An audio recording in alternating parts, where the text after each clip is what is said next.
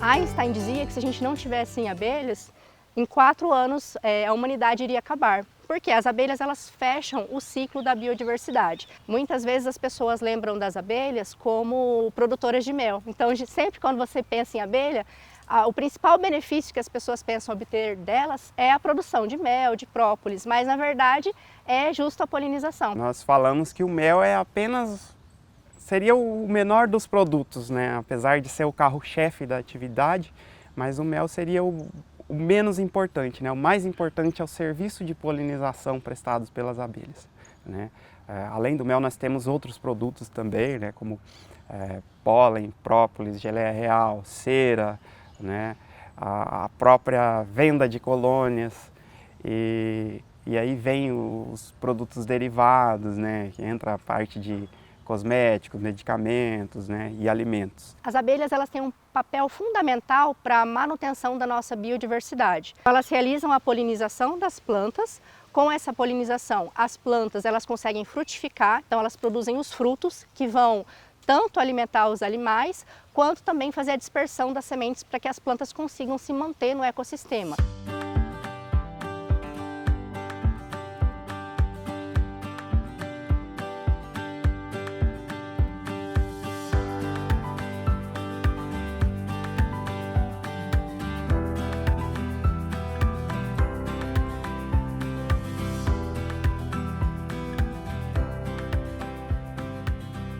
Para o homem, a polinização é considerado um serviço ecossistêmico. O que é um serviço ecossistêmico?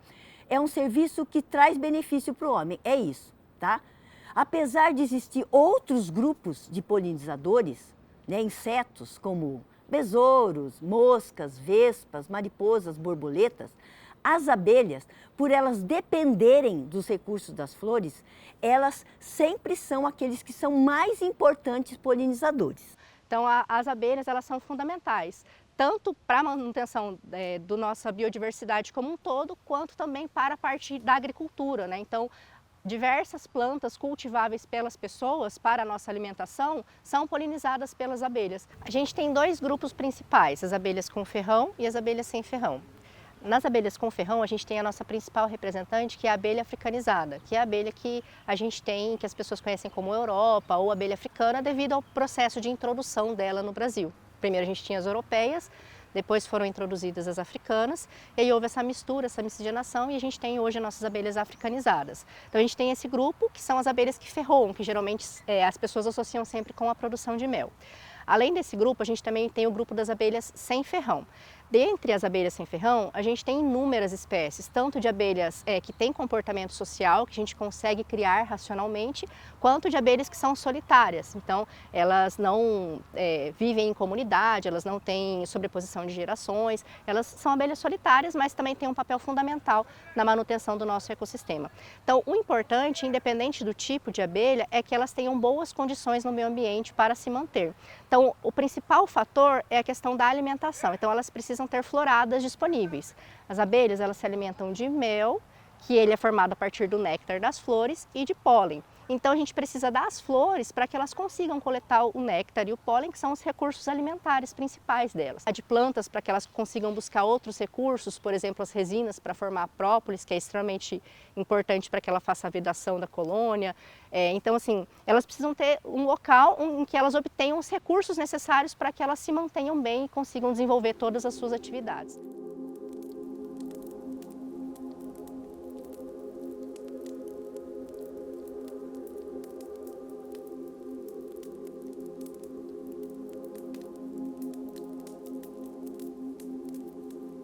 O incêndio na Serra do Amolá já dura 12 dias.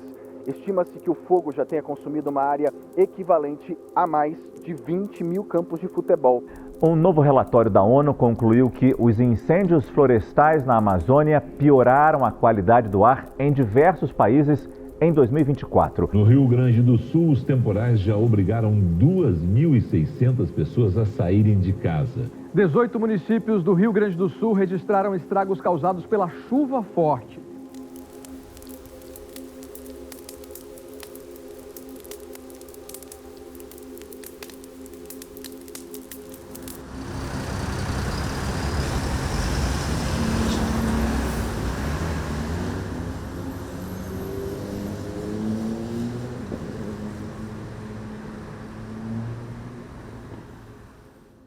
que é uma mudança climática? Uma mudança climática é uma alteração a longo prazo, tanto na temperatura, tá? E essa temperatura muda o padrão global. A gente está tendo uma seca agora, mudou. A gente percebeu que nos últimos anos, né, mudou, tá?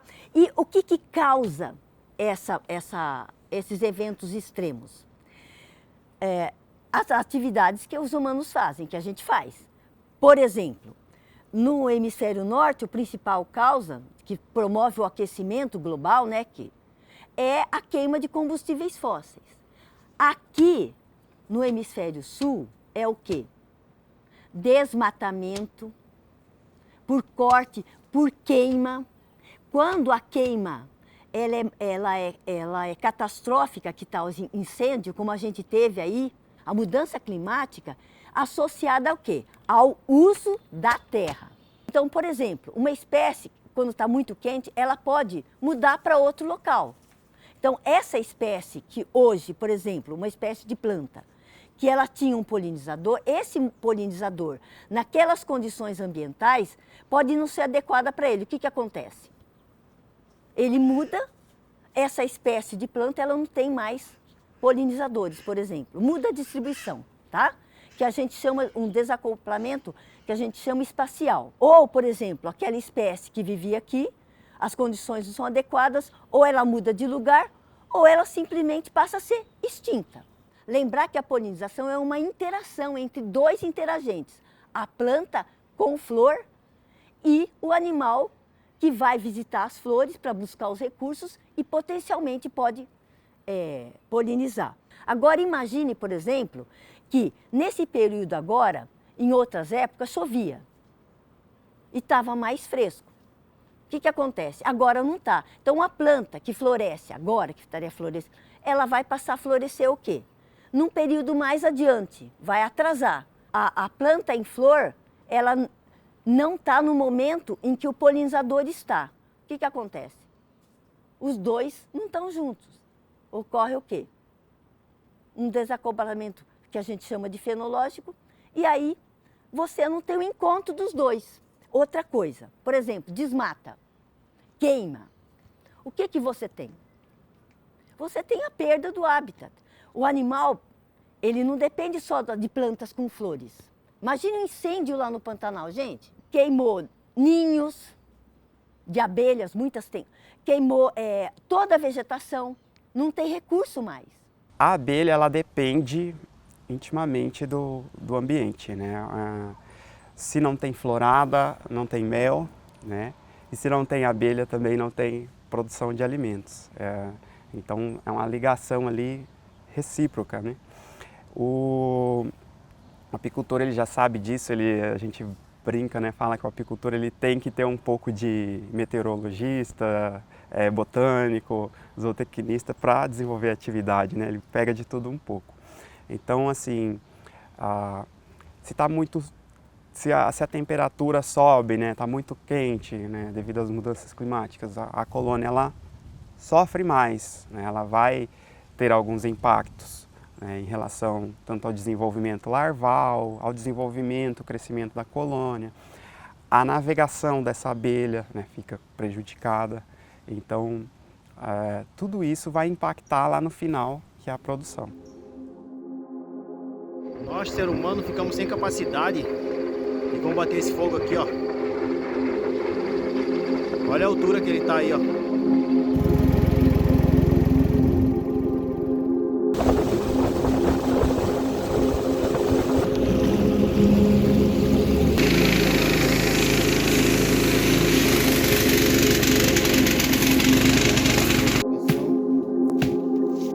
Mais um animal aqui que nós encontramos.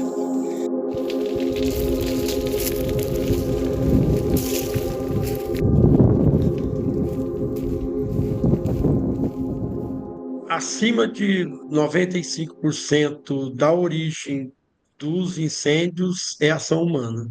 O IBAMA começou com as brigadas no primeiro momento, a partir de 2009, com municípios críticos, e a partir de 2013 com brigadas em terras da União, onde há ocorrência maior de incêndios.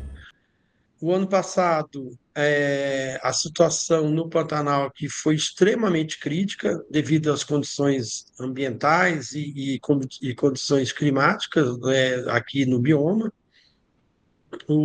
A bacia do Paraguai com déficit de chuvas bastante acentuado, né? E não só na bacia do Paraguai, mas outros 7 bacias no Brasil também tiveram um déficit de chuvas, um déficit hídrico bastante acentuado. E a questão da chuva, das condições meteorológicas, é um dos fatores que interfere bastante no comportamento do fogo. Nós temos tido uma preocupação ali na Serra da Molar, que ali há alguns apicultores, né, de um mel de uma qualidade maravilhosa, porque próximo não existe nenhuma pulverização agrícola, né, então é uma área bastante protegida com relação a essa questão da pulverização de defensivos agrícolas, né, próximo da área ali dos apicultores. E no caso da comunidade da Serra da Molar, onde existem alguns apicultores, a primeira coisa que a gente faz é criar uma linha de defesa para que o fogo não atinja as caixas de apicultura daqueles apicultores, como prioridade de todas as ações ali. Todo brigadista que vai para lá sabe que naquela região nós precisamos defender as caixas de abelha, já que é uma fonte de renda daquela comunidade.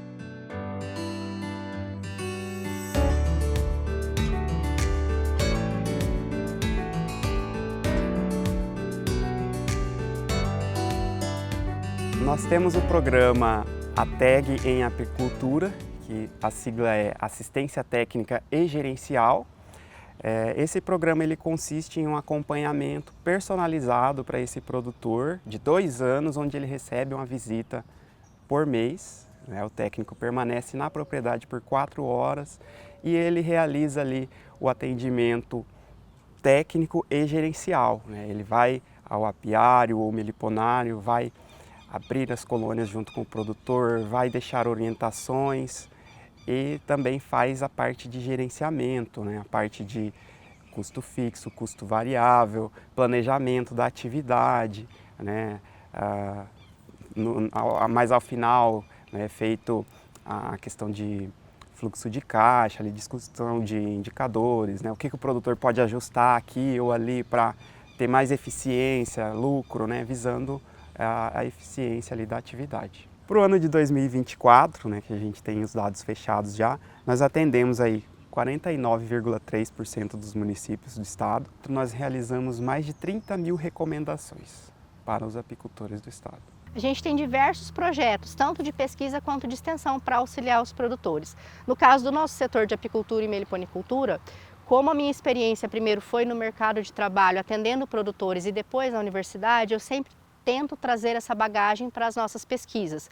Então são dúvidas que existiam no campo e que a gente, por meio dos recursos da universidade, do apiário experimental, do meliponário experimental, tenta responder. Então a gente tem pesquisas em relação ao pequeno besouro, em relação à conservação das traças, a gente tem pesquisas em relação a protocolos, rotinas para identificação por biologia molecular das espécies de abelha sem ferrão, que também é uma demanda dos produtores. Como a gente tem uma diversidade muito grande, a gente tem mais de 250 espécies, muitas vezes o produtor não sabe qual espécie ele tem. A gente também tem trabalhos relacionados à qualidade do mel das abelhas sem ferrão, ao impacto que as técnicas de beneficiamento, de consumir o mel in natura, refrigerado, pasteurizado, desumidificado e maturado, vão ter na atividade antimicrobiana no mel. Então a gente busca fazer pesquisas que sejam aplicáveis à realidade do produtor. Além disso, a gente também tem cursos de extensão que são oferecidos, então de criação de abelha sem ferrão, de técnicas de colheita e beneficiamento do mel de abelha sem ferrão, considerando as boas práticas.